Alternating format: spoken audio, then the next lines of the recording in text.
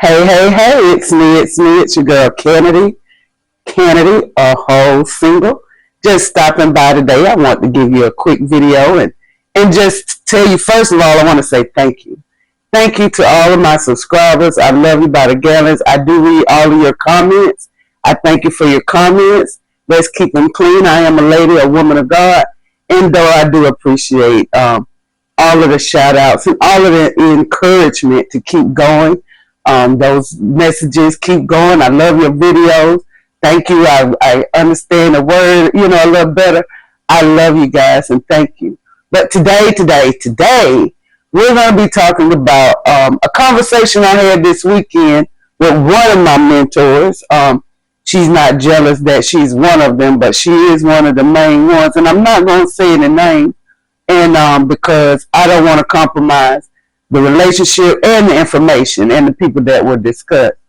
But today I want to ask you, ladies, sisters, as my sister Watson would say, sisters, what is it that you're looking for? What is it, like, truly, I really want to know, what are you looking for? So my mentor and I, we were in a conversation. And I'll just keep it brief. And we were talking about another lady that, which I didn't tell me no names, but the person is, I'll say, of age, has 3 children, or maybe 2 or 3, and has been dating a guy, and the guy is embracing the fact that she has children, and every time they get ready to go out or have a meet, a date or whatever, it's usually a date with the kids. And so she was complaining that, every time they go somewhere, he wants it to be a kids event. It had some kind of, the jumping play, the bounce house, the amusement kind of thing. It's entertaining, it's family style. And so her complaint was that it's always family style. And, then she said that his physical appearance wasn't an Adonis. I don't know who he was compared to because my mentor didn't give me a name, but just said it was a star. So most of us think about Denzel and Idris and the 6-pack abs and the so-and-so. And like my mentor said, some of that can be airbrushed. I did a video this week where I was in several places and I was sitting at my desk in my office handling business to say that, everything you see on, the picture is not that perfect person. Plus, a picture only says what they look like. A picture doesn't know how, some of these people can be very conceited and arrogant.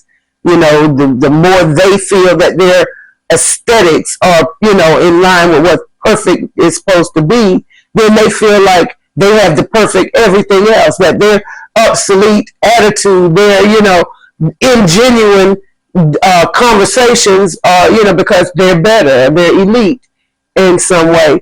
And sometimes they tend to treat their women, we just had a whole thing, and I ain't going to say his name either, but he went on trial because of that same type of personality, that I have all the money, I have all the power, and I am, in this one, he probably got some skin, they talk about Mike, but, hey, a lot of the rest of them had some skin colors changed, and noses, ears, eyes, and throats, not throat, but throats. So, so what she was saying, and the thing with this guy is that he was a handsome fella, but he had a couple of extra pounds, whereas she had a couple of extra pounds too. And I've seen couples thrive together. You know how sometimes they speak about people that were hurt and somebody else was hurt, and they bond over that, grief, or they bonded over some kind of trauma bonding, as they call it. It's like, well, some people can bond over a common goal. Both of their goal would be to lose a couple of pounds or tighten up a little bit, or even not that, just being healthy. Because size doesn't necessarily mean you're healthy.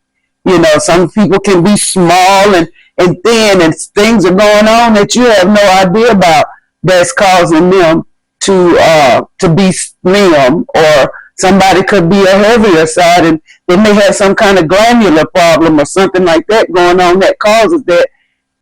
But you get ready to throw away a wonderful person that's got a good heart, a wonderful person that's ready to embrace being. Do you know how many men, you know, you already know this, and I ain't down in all of my brothers, white, black, blue, or green. I ain't down in none of my brothers for what they do, because I know I some stand-up men. I was raised by brothers. I was raised by men. I had little men, boys. You know, when they was supposed to be little boys, they was being men, taking care of their little sister. So I had some great examples, and God is continually, my pastor Taylor, he's I mean, like another big brother. God took one away and brought him and took him to heaven. He gave me another one that embodies a lot of his behavior and a lot of his outlook. But he gave me some parts of my oldest brother in that same person that they're so aligned in programs and processes. But anyway, I've had some wonderful men in my life, and I continue to. So they are examples. My pastor is a father, and he's a good father. His children don't mind being in the church because they don't mind being close to their father and their father's vision for their family and for how their family is to serve others. So when this conversation went, was going, I'm like, oh my God, what is it that she was looking for? That's all I wanted to know. And that was the question. So sis, what are you looking for? So I had a situation, and I'm not going to take it too much longer, where, my stepdad, Otis Smith Jr., you couldn't say to him stepchild. So I'm just saying that word, but to him, I was not his I'm his daughter. And so I remember an argument. I was a little girl when they got together, but I'll never forget this argument. My mom wanted to hang out with my dad, and I guess she wanted to go do some grown folk stuff. And his argument was, well, we got the kids. Let's do something with the kids. And this young selfish person said, I didn't get you for them. I got you for me. And there went this whole tumultuous relationship, but I really thank God that he placed him in my life. Even when they were separated, I still had a good dad. And so I had to remember that this thing is here. But, so what are you looking for? Did you want a man that don't want to be bothered with your kids and only wants you for you and your body and whatever you and him can do? But what's going to happen if it gets serious? That means that it doesn't look like he would want to be serious. If they're not willing to take the whole package from the beginning, don't think you're going to lead him up to it. You see what I'm saying? Like, okay, he eventually will fall in love. No, if he didn't want kids or he doesn't want to be bothered with your kids, that means there's no future in that. That you just a plaything for right now. And you make sure you use the contraceptive because you don't want to get a kid from him. You see, that just sort of vexed in my spirit a little bit that what are you looking for? Now, if you don't have children and you're looking for a man that does not have children, if you're in a younger age where you want to, you don't want other baby mamas. So, I can understand. I can understand that because at this point, you're asking for something that you're willing to give. You're going into it with no children. You want someone so that y'all will bond together on y'all first child together. I understand it. It may not happen because we've made young mistakes or what we might have considered mistakes, but a baby didn't get here, but he got here on, hey, it was divine when that's all the million was swimming and one got there. You know what I'm saying? So I would advise that you make sure you take care of you, because if you don't have kids, there must be a reason. Some men are in control. Some men don't mind using contraceptives because they know they're not ready. Just because they're 34 doesn't mean that they're ready. Men can have kids in their 90s as long as one just swim fast enough to get somewhere. So what are you looking for? Are you looking for a playmate or a mate? Now, you can find a playmate that's going to come play with you and maybe every now and then play with your kids. But when things get thick and it's time to progress on and put things together, if he's not willing to embrace your kids from the beginning, now I ain't saying just automatically as soon as you meet somebody, have them around your kids, because that's not right. Because like when my daughter when she was younger, me and her dad separated when she was like 2, because I was like whatever. But until she was probably about 11 or 12, she never seen another man in the house. She never saw another man in the house with us.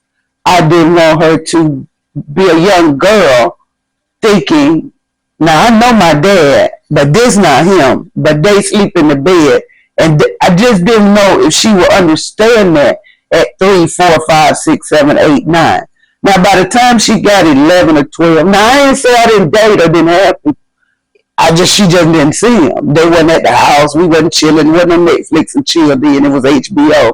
And that was usually Nickelodeon on our TVs with my little girl. Well, until Nickelodeon got to be something. But anyway, wrapping it up, it was about 11 or 12, and that's when I met my husband. And she didn't see him for a long time until I had already talked to him. We had been out a few times. Mom, can you keep Asia for me? Or daytime things where it's in the middle of the week. She's at school and I can get off and take a lunch with him, or different things like that. And then I saw his relationship. His children were grown, but I saw his relationship with his daughter.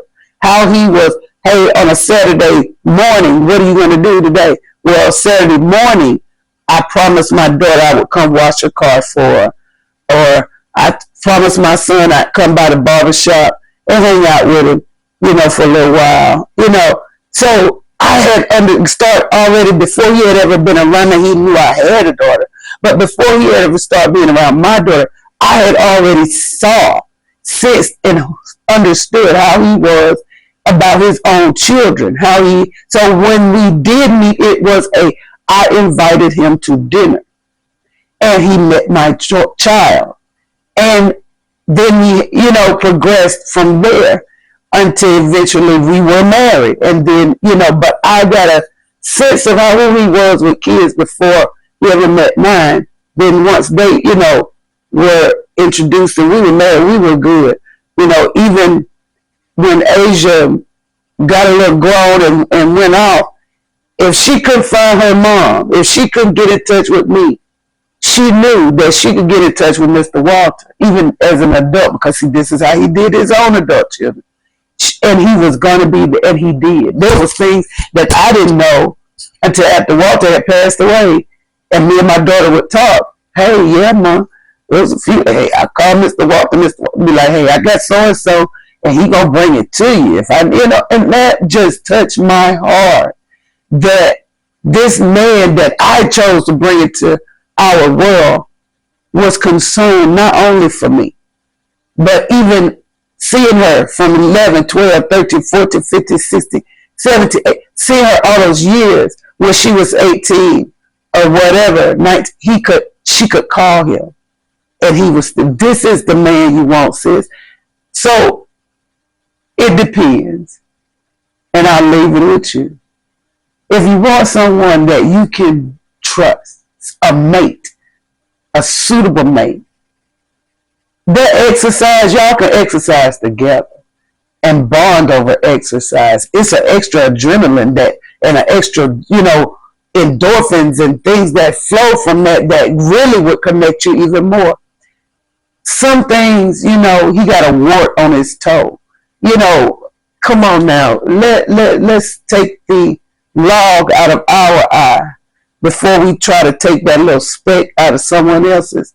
Embrace people for their heart and not just their physical appearance. We always talk about Esther Roll on Good Times, until now they try to talk about how she was mean, she was this, she that. I'm not going to get into that and character assassinate. But what I will say is for us growing up, we did not think that Esther Roll was the most aesthetically pleasing to our eyes. But most of us will say this, that if we had to choose a mother, she would have been it for her kindness, her compassion, her loving, her wanting to keep the family together, her doing whatever it takes to make sure, you understand? And James, she made sure she had her husband on the show.